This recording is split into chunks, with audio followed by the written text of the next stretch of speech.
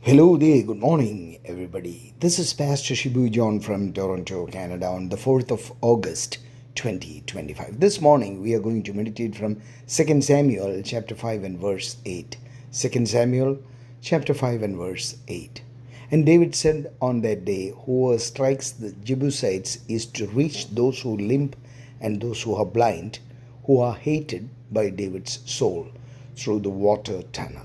For that reason, they say, people who are blind and people who limp shall not come into the house. Our focal point for today's meditation is taking the stronghold. You know what? God's blessing is not restricted to one city or building. You can carry God's strength wherever you go. It's not about where you are, but who you are. In this particular text from 2 Samuel chapter 5, King David and his mighty men take the stronghold of the city of Jerusalem. This is a pivotal, or I would say, crucial moment, because this will be where the temple is built and people will worship Zion, the city of David. 2 Samuel chapter 5 verse 8 describes King David's conquest of Jerusalem from the Jebusites and his subsequent capture of the city's stronghold, Zion. The verse highlights David's challenge to his men to attack the lame and the blind, Jebusites who were thought to be defending the city's water system, specifically through the gutter or water shaft. This particular phrase, the blind and the lame, is interpreted as a mocking boast by the Jebusites about their city's defenses, pointing toward that even those considered weak could protect it. King David, in turn, used this phrase to taunt or provoke the Jebusites and signify that he would overcome all obstacles to capture the city.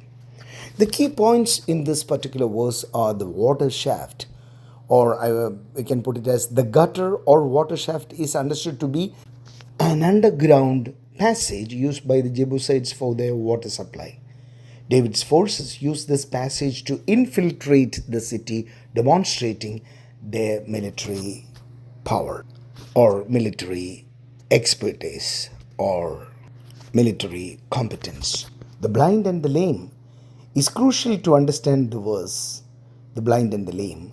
The Jebusites used it as a derogatory or insulting term for their weakest defenders, boasting that even they could protect the city. And the response of King David was used this phrase to mock the Jebusites, demonstrating his competence for their perceived strength and his determination to conquer them. And it is also interpreted as a metaphor or a symbol for the Jebusites' weak defense and David's victory over their supposed strength. And the say is, the blind and the lame shall not come into the house, which refers to the Jebusites' belief that their defenses were impenetrable even to those deemed weak. And Joab, David's commander, was the first to scale the city's walls. And this victory is seen as the beginning of Joab's rise to prominence as a military leader. And you know what? This event holds profound spiritual significance beyond its military conquest. For King David, capturing Zion was not merely about expanding his territory or securing his reign. It was a symbolic act of bringing God's presence into the heart of his kingdom. The city of David would become the center of worship, a place where God's people could gather to seek his face and experience the presence of his great God. But the location was only symbolic. God's presence is found whenever or wherever his people seek him. Again, Zion represents the spiritual stronghold, the place where we encounter God in a profound and transformative way, just as King David longed to bring the Ark of the Covenant to Zion. We are called to invite God's presence into the core of our being, making Him the center of our lives. The strength of Zion lies not in its walls or fortifications, but in the presence of the Lord that dwells within it. When we abide in God's presence, we find refuge, strength, and security. In His presence, there is fullness of joy. In His presence, there is peace that surpasses understanding. In His presence, there is strength to face whatever challenges may come our way. As believers, we are called to dwell in the presence of the Lord continually, not just in times of celebration or crisis, but in every moment of our life.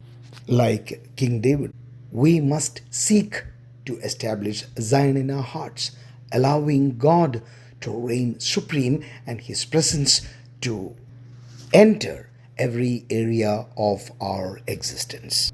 So, take time each day to dwell in the presence of the Lord through prayer, worship, and meditation on His Word. Cultivate an awareness of God's presence in your life, seeking to make Him the center of your thoughts, desires, and actions.